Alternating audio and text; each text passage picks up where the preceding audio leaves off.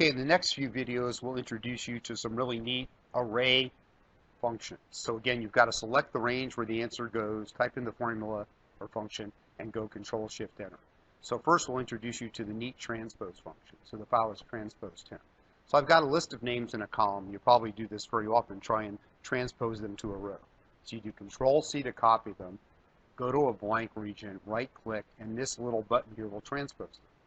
Okay, now I want to widen those columns, so I just select all the columns and double click on the top, and Excel will widen things. Okay. To match, basically each column was made the least width needed to show everything in that cell. Okay, now if I would change Taylor Swift to Britney Spears in C3, it won't change in F3. In other words, what I did there was not dynamic. Okay, so now I would like to make basically the transpose dynamic, and that's what the transpose function does.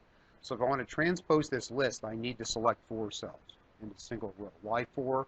Because the original list has 4 cells in it. So I select those 4, equal transpose. Now I select the range I want to transpose, right paren. Now hold down Control-Shift-Enter. Okay, now you can see that's an array formula by the curly bracket. Now if I change Taylor Swift into Britney Spears, oops, I said that again. Notice right here, Britney Spears, it changes.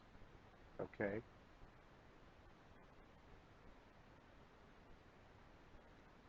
In other words, if I look at that, Britney Spears there changed because of the transpose function, but when I just did paste special transpose, Britney Spears did not occur in F3. We still stuck with Taylor Swift.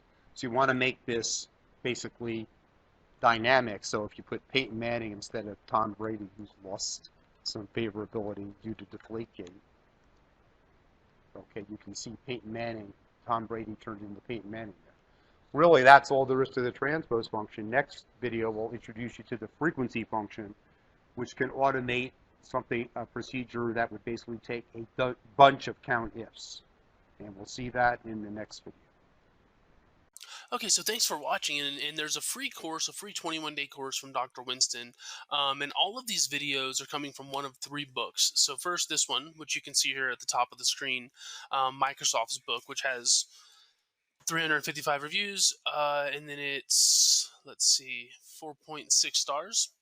It's coming from this book as well, his marketing analytics book, which is down here, and you can sort of see 4.5, or his newest book, his analytics stories book, which is here.